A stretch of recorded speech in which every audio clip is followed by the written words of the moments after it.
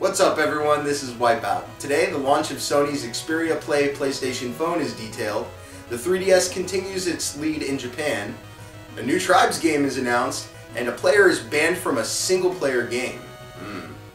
On March 31st, Sony will launch the much anticipated Xperia Play phone.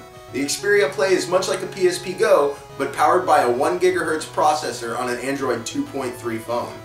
The phone is going to be packaged with 6 games, including Crash Bandicoot, FIFA 10, and The Sims 3.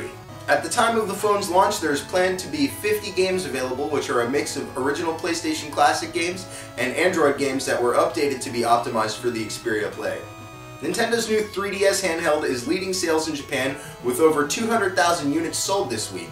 The PSP is in second place with just over 75,000 units sold this week, and the PS3 is still in first place, followed by the Wii and the barely existent Xbox 360. Okay, so big news of the day for me, at least. Should be for everyone. But there was a new Tribes game announced. If you don't know what Tribes is, Tribes was one of the most fantastic multiplayer games ever released. It was on PC. There was Tribes 1, Tribes 2, Tribes Vengeance, and on the PS2 there was Tribes Aerial Assault. So this new Tribes game is going to be available for Xbox Live Arcade and for the PC, and it is called Tribes Ascend. They just released a debut trailer today, so let's take a look.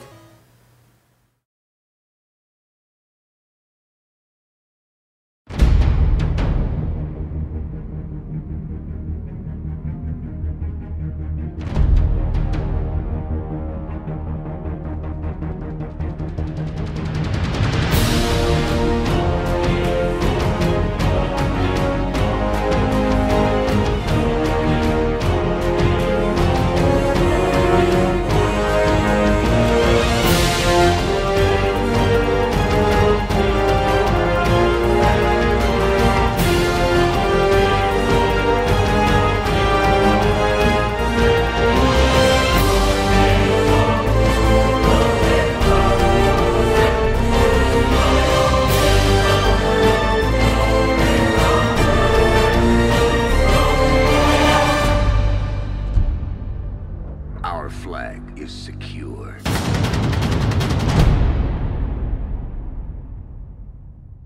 So there wasn't a lot revealed in that trailer, but let's take a look back, pause it in a few places, and I'll show you what I noticed.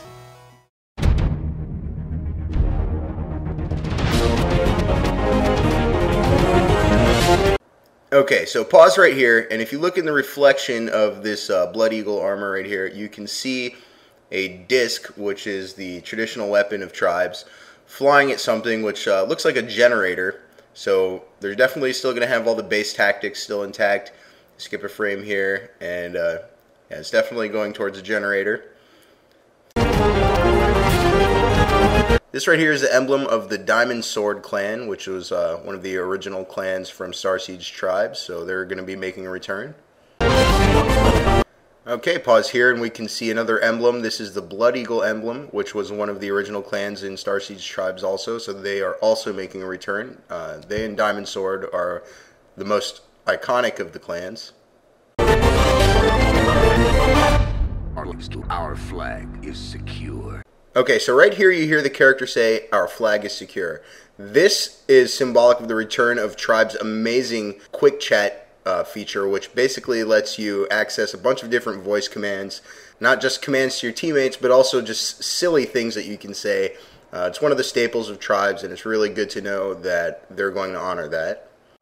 Okay, right here you pause, and this got me wondering. I have no fucking idea what's going on here, other than the fact that these guys are playing rock, paper, scissors with each other.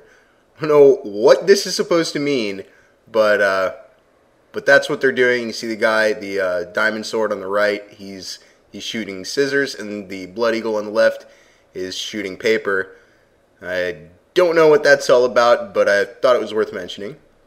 Okay, so if we pause it right here, we can see something that's probably a weapon. I'm not sure if this is a new weapon or maybe a redesigned version of the disc launcher or possibly the mortar launcher, but we can see some letters visible that say AR-30 Mod 6. So that's pretty interesting. This is definitely looking like some heavy weaponry, though. Here we get a pretty decent look at the Diamond Sword jetpack. This is probably on light armor. Tribes usually has a light, medium, and heavy armor that you can select. So this is the light armor, and kind of gives us an idea of the design that they're going for. And there's also something interesting going on here in the middle of the screen, right in the middle of the jetpack there. Let's see if you guys can figure it out, but I'm going to clarify that for you guys in a second here. Okay, so here we have another shot of a jetpack. This is probably on medium armor, and I really like the design that they're going with for this game. I didn't like the way the jetpacks looked in Tribes of Vengeance. They were too bulky and they stuck out really far, and it was just kind of ugly. So this is a more traditional look for the jetpacks in Tribes, just small backpack-sized things on your back instead of kind of wings that have boosters on them that go out farther than your character's shoulders do. So this is more streamlined, more traditional, and I like this a lot. Okay, now right here, this is very interesting. This is what I was talking about before when I said if you could figure out what's on the backpack there. Here you see the Diamond Sword character jumping down with a sword in his hand.